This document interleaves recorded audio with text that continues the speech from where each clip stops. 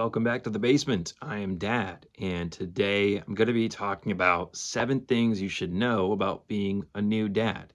I've been a dad just for a couple months, so I'm really not trying to speak from a place where I know these to be factual. You need to follow these things.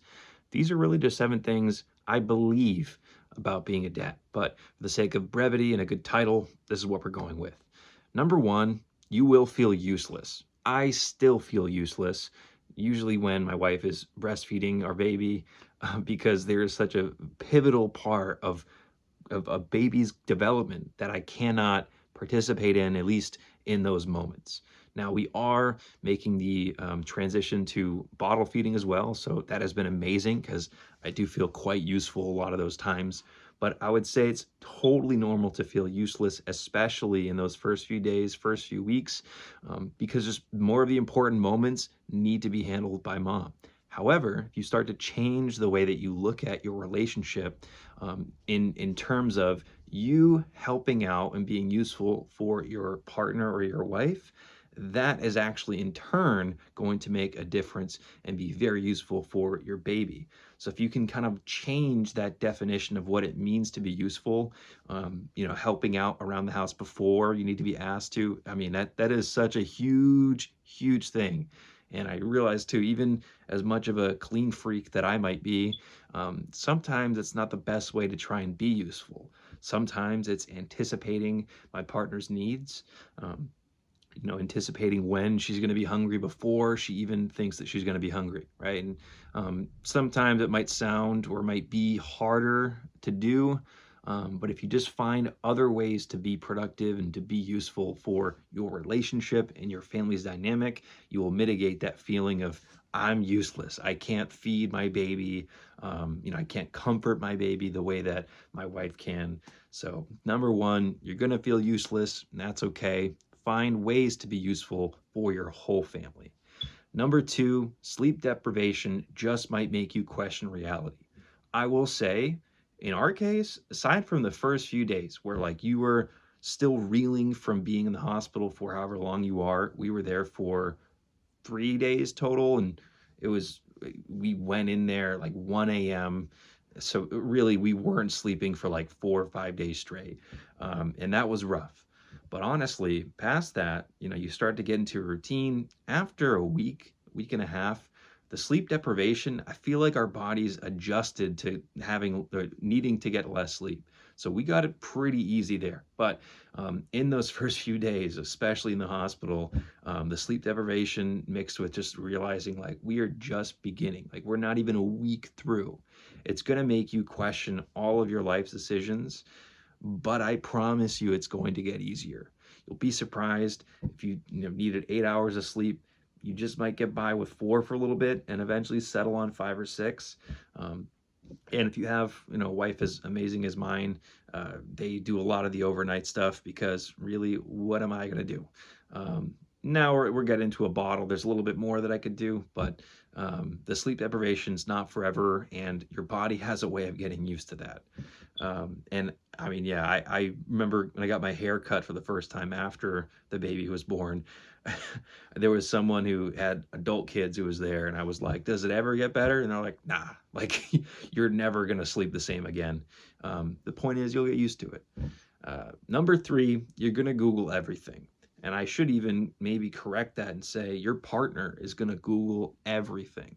My wife is totally type A, needs to find every answer to every question. If you're ever on Google and you're like, why are people even looking that up? My wife's probably one of those people.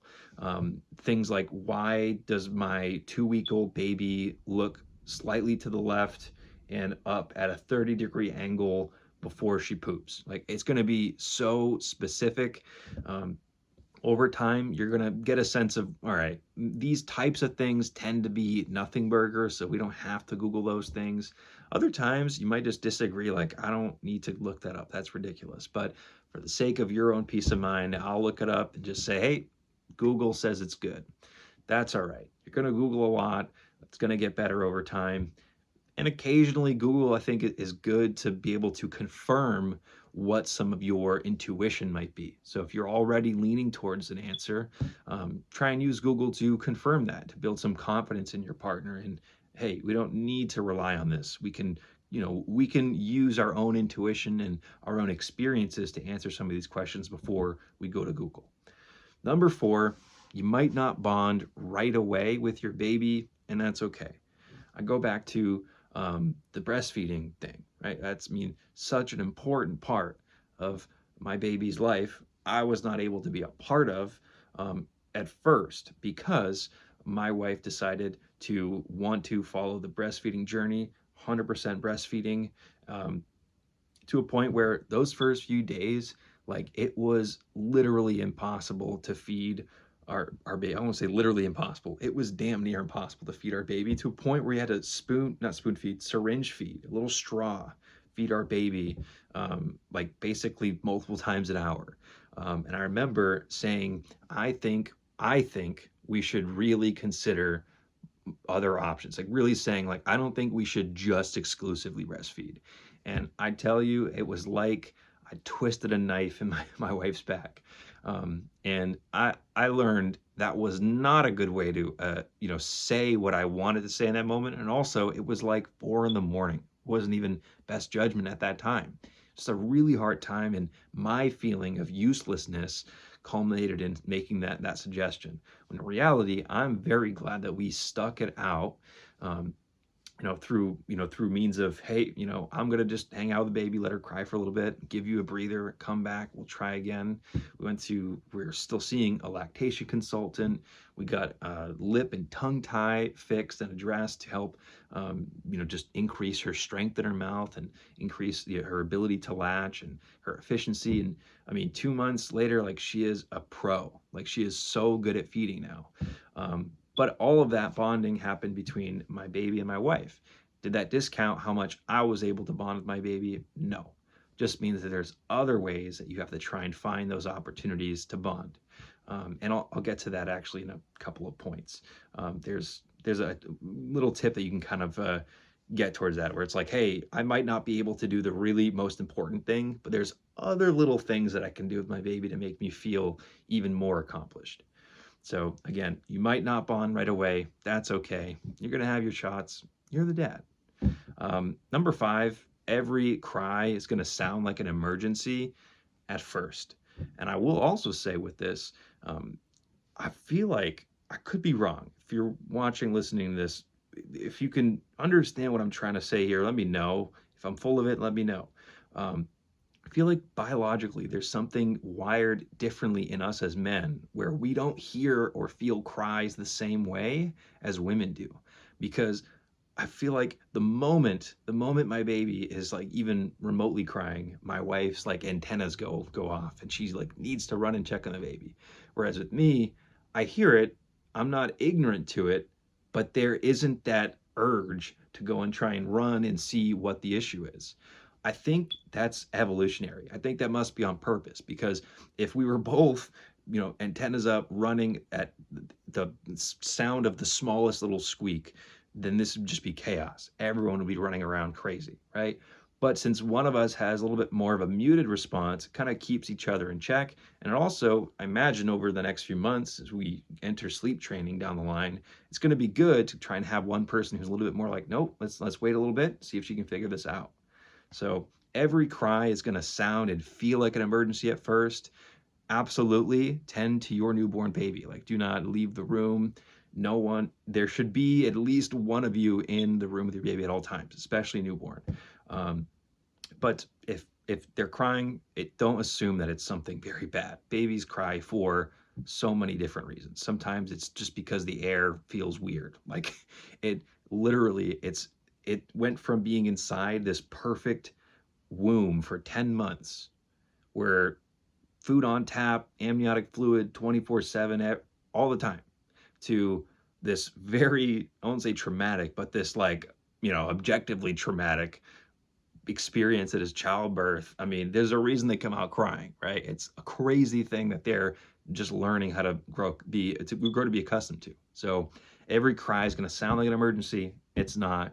You'll get better at responding to it, and getting your partner and your wife to be a little bit more even keeled with those responses too. Number six, your relationship is going to change. Absolutely. Whether you are with your partner or not, I would say it's just as important to know that it's going to be less about romance, more about teamwork. Absolutely teamwork. I mean, if your wife is feeding the baby, you got to be finding ways to be productive, not just on your own, doing whatever you're doing for you. There is no true, hey, unless baby is asleep and my wife is fine, which is the case right now, which is why I'm recording this. If they were up, this would be off, I'd be up there. There really is just no room for you to be a me or an I player. You have to be a team player. And I mean, yeah, your relationship is just going to change no matter how close you were. You got to find ways to bond and um, be appreciative of each other outside of romance. And that could mean, oh, okay, I took a contact nap with the baby for a couple of hours this afternoon. So that way my wife could go and take a nap and just really recharge, right? Um, your relationship's going to change. It's going to be hard, but it's all worth it because ultimately it's your baby we're talking about. The final thing, and this is I want to relate back to, you might feel useless, you might not bond right away.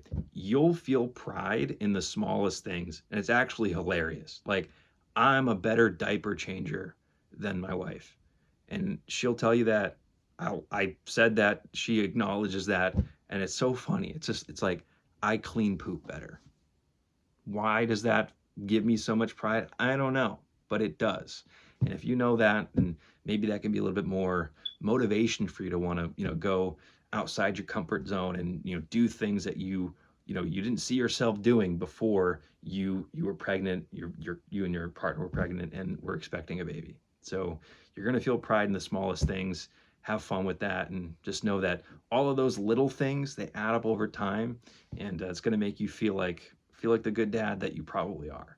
So hopefully this was helpful. If you enjoyed this video, make sure you leave a comment saying if you have any other tips, and be sure to check out the next video as well. Take care.